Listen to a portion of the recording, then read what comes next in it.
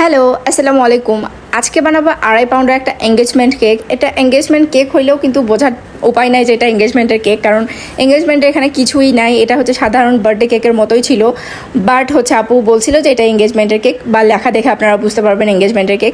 আর দেখেন কেকের যে লেয়ারিংগুলো এত পারফেক্ট হয়েছিল সেই দিন, মানে স্পঞ্জটা খুবই পারফেক্ট হয়েছিল। মানে স্পঞ্জ দেখে আমার অনেক বেশি ভালো লাগতেছে এখন। তখন তো অতটা খেয়াল ছিল না, বাট এখন যখন আমি ভয়েস ওভার দিচ্ছি তখন আসলে স্পঞ্জটা দেখে অনেক বেশি ভালো লাগতেছিল। যেহেতু হাই কেক ছিল, এটা আমি 6 ইঞ্চি মোল্ডে করেছি। অনেকেই জিজ্ঞাসা করতে পারেন এটা কয় ইঞ্চি মোল্ডে।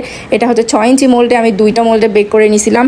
কেন জানি হাই মোল্ডগুলান যেগুলান হয় মনে হয় যে ওইগুলা 6 ইঞ্চি থেকে একটু বেশি মাপ থাকে, যার কারণে একটু ফ্ল্যাট হয়। তো আমি 6 ইঞ্চি মোল্ডে 2টা মোল্ডে বেক করে নিয়েছি, যাতে আমার কোনো সমস্যা না হয়, একদম এক্স্যাক্ট 6 ইঞ্চি আসে।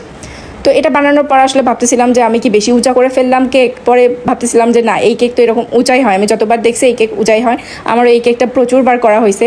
জানি না প্রথমবার কে করছিল, আসলে অতটা জানি না, কারণ ওর থেকে ওর পিকচার নিতে নিতে মানে বোঝাই যায় না যে আসলে প্রথমে কেকটা কে করছিল।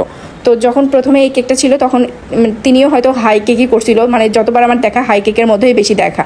তো এই কেকটা আমার ফ্ল্যাটের মধ্যেও আমি প্রচুরবার করছি, আর হাইয়ের মধ্যেও প্রচুরবার করছি। এটা ছিল আপু চাচ্ছিল একটু অফ হোয়াইট টাইপের কালার দিতে, আর আপুর মেবি এটা আশীর্বাদ হোক এঙ্গেজমেন্ট হোক, ওনাদের তো এটাই বোঝায়, আশীর্বাদ মানে এঙ্গেজমেন্ট বোঝায় আর কি, আমি যতটুকু জানি। তো এখানে আমি স্ক্র্যাপার দিয়ে সুন্দরভাবে স্ক্র্যাপ করে নিলাম, একটা ডিজাইন করে নিতে হয় এটা। আর ফন্ডেন্ট দিয়ে আমি যেই মানে ওপরের ডিজাইনগুলো ছিল সেগুলো আমি বসায় নিচ্ছি হালকা করে। আর এখানে প্রচুর পরিমাণে লেখা ছিল, আমি বুঝতেও পারিনি যে লিখতে এতগুলান ফন্ডেন্ট আসলে ইউজ হবে। পরে আমি আপুকে বলি, আপু এখানে অনেক পরিমাণে ফন্ডেন্ট ইউজ হয়েছে, যেটা আমি আসলে আগে ভাবিনি। কারণ লিখতে দেখা যায় যে আমরা যখন লিখি তখন অত ফন্ডেন্ট ইউজ হয় না, আমরা চকলেট গানাজ দিয়ে লিখি তখন যতই লেখা হোক না কেন গায়ে লাগে না। বাট এখানে যেহেতু ফন্ডেন্ট ইউজ হয়েছে, প্রচুর পরিমাণে ফন্ডেন্ট ইউজ হয়েছে, আমি পরে আপুকে বলছিলাম যে একটু চার্জ আলাদা দিতে হবে লেখার জন্য, কারণ আমি ভাবিওনি যে এত বড় লেখা হবে। আসলে পরে খেয়াল করে দেখি যে লেখাটা অনেক বেশি বড়।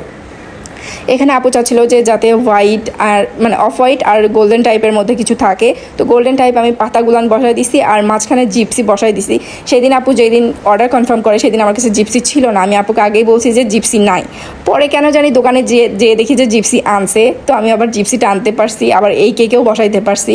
আর জিপসিগুলো 2 ধরনের বসাই আই থিঙ্ক একটু কালারফুল লাগতেছিল, কারণ আমি যদি এখানে হোয়াইট বসাইতাম বোঝাও যাইতো না, দেখাও যাইতো না, অতটা ভালোও লাগতো না। আমি এখানে একটু বুদ্ধি করে অন্য কালারও লাগাইছিলাম, যার জন্য দেখতে কেমন জানি ভালো লাগতেছিল। এখানে একটা এঙ্গেজমেন্টের টপার হইলে অনেক বেশি সুন্দর হইতো। যেহেতু আমাকে আগে আপু বলেনি, আমি আসলে লেখা দেখে বুঝতে পারছি ওনাদের এঙ্গেজমেন্টের কেক এটা। আগে কিন্তু আপু আমাকে কিছুই বলেনি, যার জন্য আসলে টপার আমার কাছে ওরকম ছিল না। বেবি শাওয়ারের ছিল, অনেক ধরনের ছিল, কিন্তু এঙ্গেজমেন্ট টপারটা আমার কাছে নাই। তো যাই হোক, না থাকলেও আমি ফন্ডেন্ট দিয়ে কোনোভাবে কিছু একটা করে দিতাম, বাট যেহেতু আপু বলেনি সেহেতু আমি করিও নি।